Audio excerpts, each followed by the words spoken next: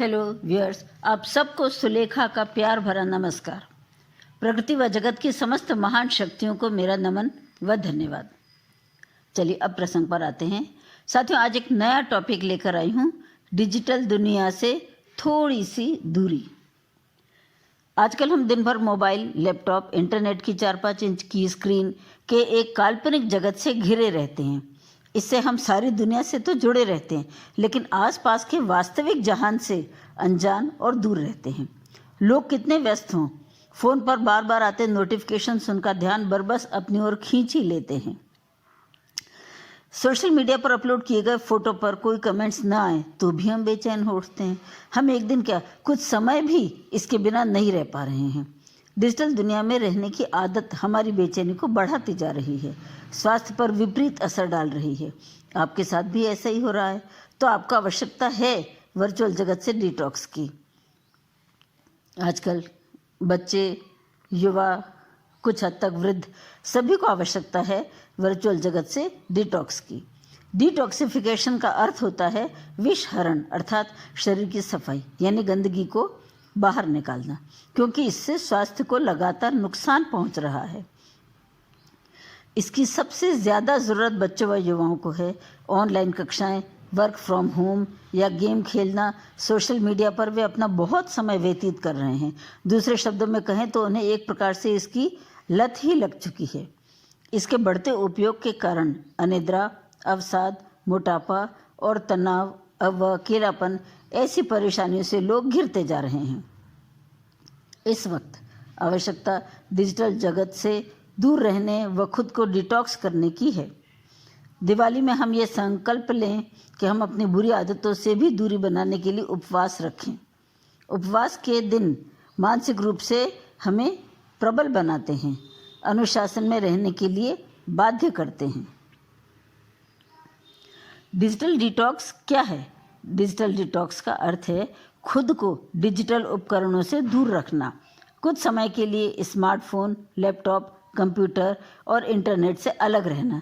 क्योंकि जिस तरह नशीले पदार्थ इत्यादि की लत लग जाती है, उसी तरह हर समय वर्चुअल वर्ल्ड में रहने की भी लोगों को बुरी आदत लग चुकी है, जो कि लगातार हानि पहुंचा रही है।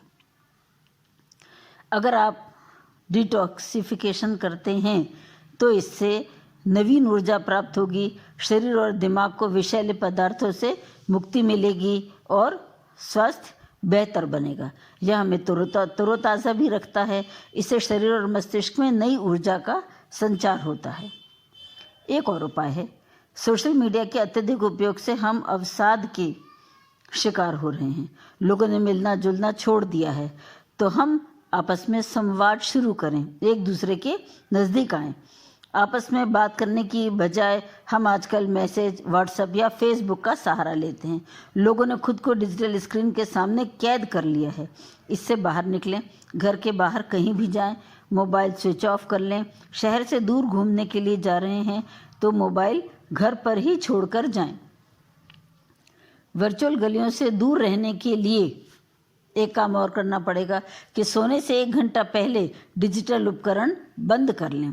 आजकल की भाग दौड़ भरी ज़िंदगी में हमें रात के समय ही सुकून भरा कुछ वक्त मिलता है, और तब भी बस हम मोबाइल लेकर बैठ जाते हैं या टेलीविज़न के सामने बैठ जाते हैं, जबकि सोने के 1 घंटे पहले mobile, TV, game, internet, social media जैसे इंस्टाग्राम, फेसबुक, व्हाट्सएप, ट्विटर आदि को गुड नाइट कह दें और अपनी पसंद की कोई किताब या पत्रिका पढ़ने की आदत डालें।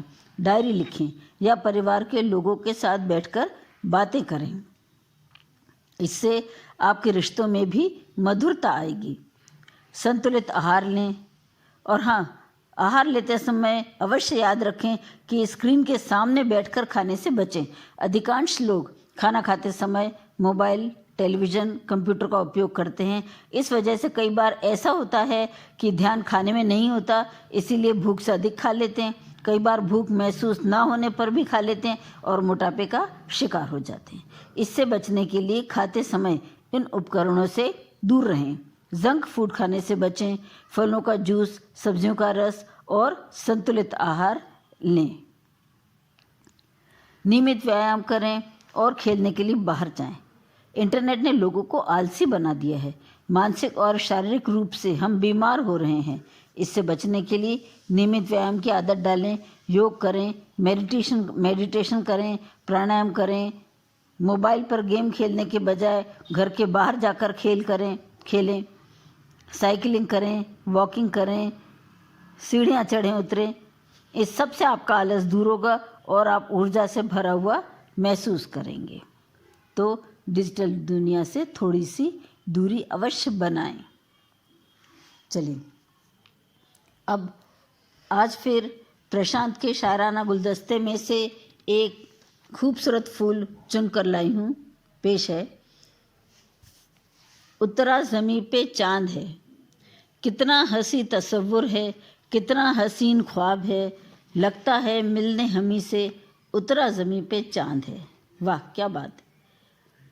तारों की महफिल सजी है, फूल खिले हैं गुलशन में। तारों की महफिल सजी है, फूल खिले हैं गुलशन में। नया मधुर रस घोल रहा है भंवरा अपने गुंजन में।